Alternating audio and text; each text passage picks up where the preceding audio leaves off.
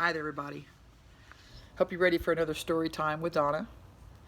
This story came to me this morning as I was reflecting on how I'm spending my time during this uh, stay-at-home, shelter-in-place season of time because of the coronavirus.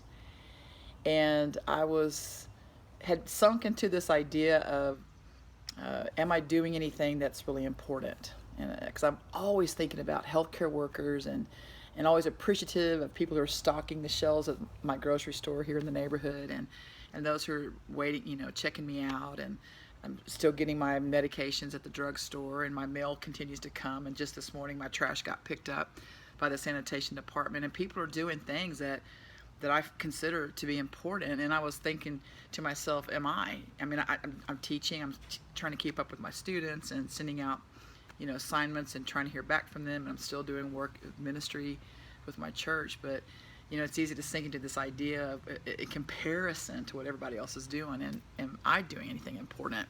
And so this story came to mind, and I pulled it out and decided this would be the one I would read today.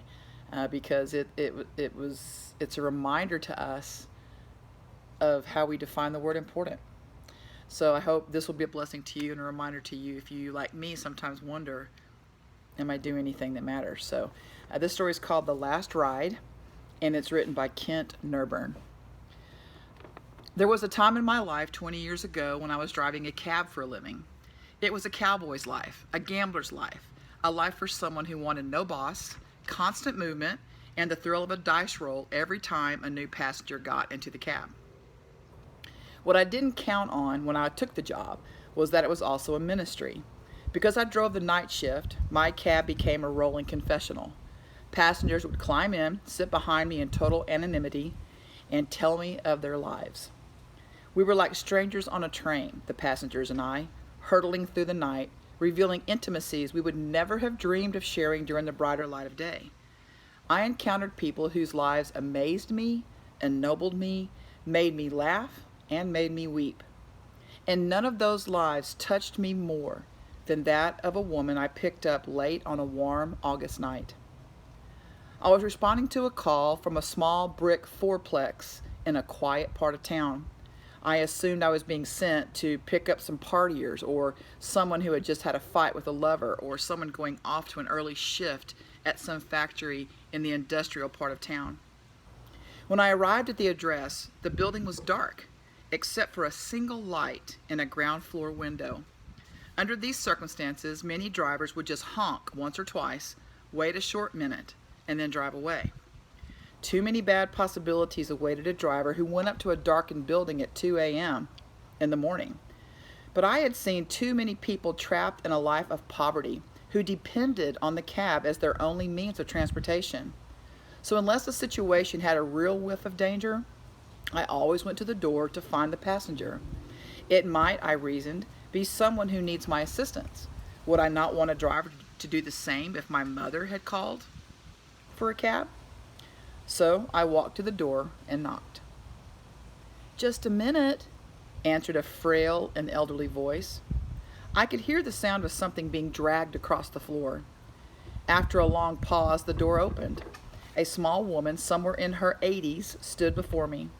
She was wearing a print dress and a pillbox hat with a veil pinned on it, like you might see in a costume shop or a Goodwill store or in a 1940s movie. By her side was a small nylon suitcase. The sound had been her dragging it across the floor. The apartment looked as if no one had lived in it for years. All the furniture was covered with sheets. There were no clocks on the walls, no knickknacks or utensils on the counters. In the corner was a cardboard box filled with photos and glassware. "Would you carry my bag out to the car?" she said. "I'd like a few moments alone. Then, if you could come back and help me, I'm not very strong." I took the suitcase to the cab, then returned to assist the woman. She took my arm, and we walked slowly towards the curb. She kept thanking me for my kindness. "It's nothing," I told her. "I just try to treat my passengers the way I would want my mother treated." "Oh, you're such a good boy," she said. Her praise and appreciation were almost embarrassing.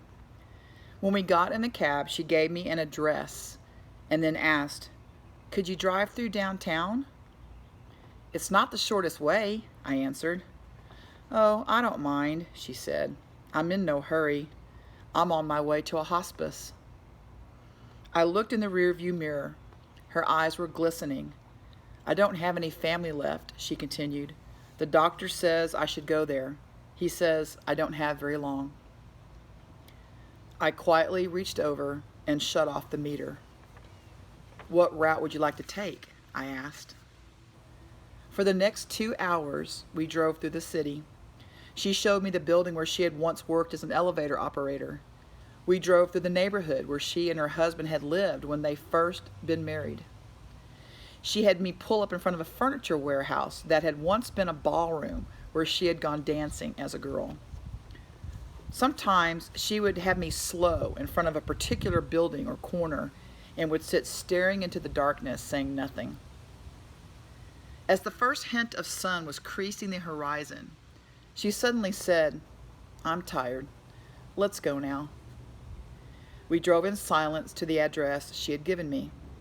It was a low building, like a small convalescent home, with a driveway that passed under a portico. 2 orderlies came out to the cab as soon as we pulled up. Without waiting for me, they opened the door and began assisting the woman. They were solicitous and intent, watching her every move. They must have been expecting her. Perhaps she had phoned them right before we left. I opened the trunk and took the small suitcase up to the door. The woman was already seated in a wheelchair. How much do I owe you? She asked, reaching for her purse. Nothing, I said. You have to make a living, she responded. There are other passengers, I said. Almost without thinking, I bent and gave her a hug. She held on to me tightly. You gave an old woman a little moment of joy, she said. Thank you. There was nothing more to say. I squeezed her hand once and then walked out into the dim morning light. Behind me, I could hear the door shut. It was the sound of the closing of a life.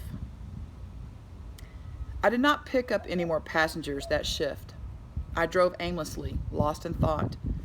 For the remainder of that day, I could hardly talk. What if that woman had gotten an angry driver or one who was impatient to end his shift? What if I had refused to take the run or had honked once and then driven away? What if I had been in a foul mood and had refused to engage the woman in conversation? How many other moments like that had I missed or failed to grasp? We are so conditioned to think that our lives revolve around great moments. But great moments often catch us unawares. When that woman hugged me and said that I had brought her a moment of joy, it was possible to believe that I had been placed on earth for the sole purpose of providing her with that last ride. I do not think that I have ever done anything in my life that was more important. Something to think about.